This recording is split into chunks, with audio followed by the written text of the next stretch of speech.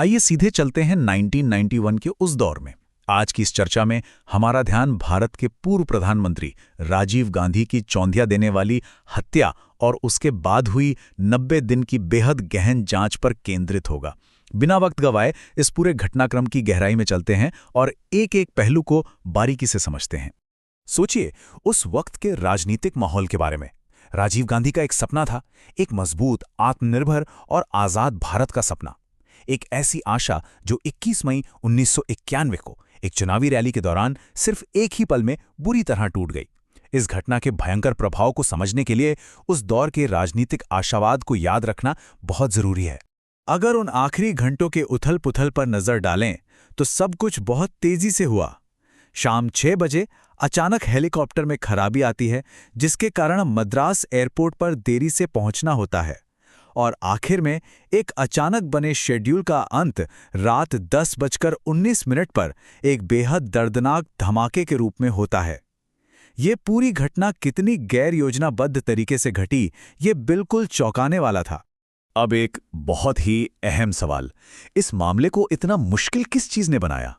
देखिए, भारत के पिछले बड़े हत्याकांडों में अपराधी तुरंत मौके पर पकड़े गए थे, लेकिन ये एक बिल्कुल ब्लाइंड केस था। धमाके ने क्राइम सीन को पूरी तरह बर्बाद कर दिया था। सारे सबूत जल चुके थे और शुरुआती दौर में सस्पेक्ट्स यानी संदिग्धों के नाम पर किसी के पास कुछ भी ठोस नहीं था।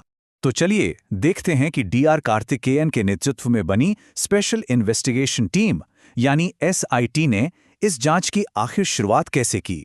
यहां एक चमत्कारी फॉरेंसिक सफलता सामने आती है जिसने पूरे केस की दिशा ही बदल दी। अखबारों की तस्वीरों की जांच करते हुए डॉक्टर चंद्रशेखरन की नजर लाशों के ढेर में पड़े एक कैमरा पर पड़ी। CID ने बिना एक भी पल गंवाए हरी बाबू नाम के फोटोग्राफर का यह कैमरा बरामद किया और उस भयंकर तबाही के बीच से 10 बेहद अहम तस्वीरें निकालने में सफलता पाई। सच में ये अंधेरे में एक रोशनी की किरण जैसा था। और इन तस्वीरों में जो मिला वो सचमुच रोंगटे खड़े कर देने वाला था। ध्यान दीजिए, नारंगी और हरे रंग के कपड़े पहने एक औरत जिसके गले में चंदन की माला थी। जब क्राइम सीन से बरामद किए गए नीले डेनिम और हरे ऑरेंज धागों का मिलन किया गया तो वो तस्वीर में दिख रही औरत के कपड़ों से बिल्कुल मैच कर गए। इस एक छोटी सी डिटेल ने साइंटिफिक तौर पर साबित कर दिया कि वो औरत दरअसल एक मानव बॉम्ब थी। इन तस्वीरों के साथ साथ फोटोग्राफर हरी बाबू का एक बेहद खौफनाक खत भी बरामद हुआ जो उसने अपनी प्रेमिका सुंदरी को लिखा था। उसमें क्या लिखा था? उसने साफ शब्दों में जिक्र किया था कि वो एक खतरनाक मिशन पर जा रहा है। इस कड़ी ने यह तय कर दिया कि धमाका कोई अचानक घटी घटना नहीं थी, बल्कि एक पूरी तरह सोची समझी, पहले से तैयार की गई साजिश थी। एक बार जब बॉम्ब फिट करने वाले का चेहरा सामने आ गया तो जांच बहुत तेजी से आगे बढ़ी और इस पूरी साजिश का पर्दाफाश होना शुरू हुआ। जल्दी ही इस हिट स्क्वाड के किरदारों पर से पर्दा उठने लगा। एक मामूली ट्रैफिक रोकटोक में तेज रफ्तार मोटरसाइकिल चलाने वाले एक ऑपरेटिव का पकड़ा जाना एक बहुत बड़ा सुराग साबित हुआ। उसी से पता चला कि तस्वीर में सफेद कपड़ों में दिखने वाला व्यक्ति सिवरासन था, जो इस पूरे हत्याकांड का मास्टरमाइंड था। और यहीं से LTTE नेटवर्क के बाकी किरदारों जैसे सुसाइड बॉम्बर धनु, लोकल लिंक नलिनी और एक्सप्लोजिव एक्सपर्ट मुर्गुन के नाम भी सामने आने लगे। लेकिन जांचकर्ताओं के आगे का रास्ता बिल्कुल आसान नहीं था। उनके सामने सबसे बड़ी रुकावट थी ये खौफनाक साइनाइड प्रोटोकॉल। दरअसल LTTE के नियमों के अनुसार पकड़े जाने के 15 से 30 सेकंड के भीतर उन्हें साइनाइड का कैप्सूल खाना होता था ताकि उनसे कोई भी जानकारी ना उगलवाई जा सके। इसका सीधा सा मतलब था कि एलीट NSG कमांडोज के पास किसी संदिग्ध को जिंदा पकड़ने के लिए महज कुछ ही सेकंड्स थे। अब ये तो साफ हो गया था कि हमला किसने किया, परंतु उसके पीछे का भू राजनीतिक मकसद क्या था? आइए इसके इतिहास को समझने के लिए समुद्र पार श्रीलंका की तरफ चलते हैं।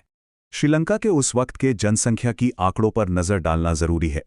वहां लगभग 75% सिन्हालेस और करीब 11% तमिल थे। यही बंटवारा असल में श्रीलंका के गृह युद्ध की असली जड़ था। तमिल अल्पसंख्यकों के खिलाफ सिस्टम में चल रहे भेदभाव ने ही आगे चलकर liberation tigers of Tamil Eelam यानी LTTE जैसे उग्र संगठन को जन्म दिया था। इस घटनाक्रम को देखने से मकसद बिल्कुल साफ हो जाता है। 1987 में भारत श्रीलंका समझौता हुआ। उसके बाद भारतीय शांति सेना वहां गई और LTTE के साथ उनका लंबा संघर्ष चला। 1990 में सेना वापस तो आ गई, लेकिन LTTE इस खौफ में था कि अगर 1991 के चुनावों में राजीव गांधी जीत गए तो भारतीय सेना दोबारा वहां भेजी जा सकती है। यही वो डर था जिसने इस दुखंत हत्याकांड की नींव रखी। मकसद साफ होने के बाद शुरू हुई उस एल्यूसिव मास्टरमाइंड शिवरासन की तलाश, एक ऐसी 90 दिन की देशव्यापी तलाश जिसने सबकी नींद उड़ा दी। शिवरासन किसी भूत की तरह पुलिस की आंखों में धूल झोंक रहा था। उसके बच निकलने के तरीके बेहद चतुर थे। रोज नए भेष बदलना, कभी सिख, कभी मौलवी तो कभी पुजारी बन जाना। लेकिन सबसे ज्यादा हैरान करने वाली बात, उसने मद्रास से बैंगलोर तक का 350 किलोमीटर का लंबा सफर एक ऑयल टैंकर के अंदर बने एक खुफिया चेंबर में छिपकर तय किया, और किसी पुलिस चेकपोस्ट को भनक तक नहीं लगी। कड़ी जिद्दोजहद के बाद 18 अगस्त 1991 को इस लंबी तलाश का आखिरी दौर आया। एसआईटी और एनएसजी ने आखिरकार शिवरासन का आखिरी ठिकाना ढूंढ निकाला था। बैंगलोर के बाहरी इलाके कोनाना कुंटे में एक छोटा सा पीला घर। यही वो जगह थी जहां ये मास्टरमाइंड आखिरकार घिर चुका था। लेकिन यहीं पर एक ऐसा मोड़ आता है जो किसी को भी आश्चर्य में डाल दे। ये संख्या देखिए, 14। ये संख्या नौकरशाही की एक बेहद दुखदायी विडंबना को दर्शाती है। ऐसी स्थिति जहां हर एक सेकंड कीमती था, वहां एक्सपायर हो चुके साइनाइड एंटीडोट्स के असर को लेकर एक बहस शुरू हो गई, और इस बहस की वजह से इस बेहद जरूरी ऑपरेशन में पूरे 14 घंटे की देरी हो गई। अगर इस आमने सामने की स्थिति को देखें तो दोनों पक्षों का नजरिया काफी अलग और परेशान करने वाला था। एक तरफ जमीन पर एनर्जी कमांडोज थे जो तुरंत रेड करने को तैयार थे। उन्हें पूरा भरोसा था कि एक्सपायरी के 14 दिन बाद भी वो एंटीडोट्स काम करेंगे। वहीं दूसरी तरफ दिल्ली के अधिकारी थे जिन्होंने नए एंटीडोट्स आने तक रेड की परमिशन देने से साफ इनकार कर दिया। इस छोटी सी हिचकिचाहट ने कदमों पर पूरी तरह से ब्रेक लगा दिया, और आखिरकार जिसका डर था वही हुआ। 18 अगस्त को घर को घेरा गया, पर नए एंटीडोट्स के इंतजार में अगले दिन शाम 4 बजे तक ऑपरेशन रोक दिया गया। जब 36 घंटे के लंबे इंतजार के बाद 20 अगस्त की सुबह कमांडोज ने उस घर में प्रवेश किया तो सब कुछ खत्म हो चुका था। शिवरासन और उसके साथियों ने साइनाइड खा लिया था और उन्हें जिंदा पकड़ने का मौका हमेशा के लिए हाथ से जा चुका था। मास्टरमाइंड मारा जा चुका था। 90 दिन की तलाश खत्म हुई, पर इस हत्याकांड से उठे तूफान ने देश को हमेशा के लिए बदल दिया। इसके बाद शुरू हुई कानूनी लड़ाई काफी लंबी और जटिल रही। शुरुआत में सीबीआई ने 26 आरोपियों के खिलाफ चार्जशीट दायर की। फिर 1998 में टाडा कोर्ट ने इन सभी को मौत की सजा सुनाई। हालांकि सुप्रीम कोर्ट ने बाद में 1999 में इस फैसले को बदला और नलिनी और मुर्गन जैसे खास आरोपियों की सजा को आजीवन कारावास में बदल दिया। राजनीतिक असर की बात करें तो यह संख्या 272 भारतीय राजनीति के एक पूरे युग के बदलने का प्रतीक है। इस घटना ने देश का सियासी नक्शा कुछ इस तरह बदला कि उस साल के बाद से लेकर आने वाले कई सालों तक कांग्रेस पार्टी ने अकेले अपने दम पर 272 सीटों का आंकड़ा पार करके बहुमत की सरकार नहीं बनाई। ये सच में एक बेहद स्थायी और बड़ा बदलाव था। लेकिन इतने सालों बाद भी कुछ ऐसे सवाल हैं जो किसी को भी गहरी सोच में डाल सकते हैं। बाद में आई जैन कमीशन की रिपोर्ट ने ऐसी संभावित अंतर्राष्ट्रीय कड़ियों की तरफ इशारा किया जिनकी शायद ठीक से जांच ही नहीं हो सकी। क्या इस साजिश में और भी बड़ी अंतर्राष्ट्रीय ताकतें शामिल थीं?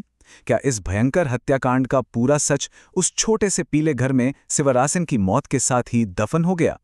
इन सारे तथ्यों पर गौर करने के बाद शायद सबसे बड़ा और परेशान करने वाला सवाल वही का वहीं रह जाता है।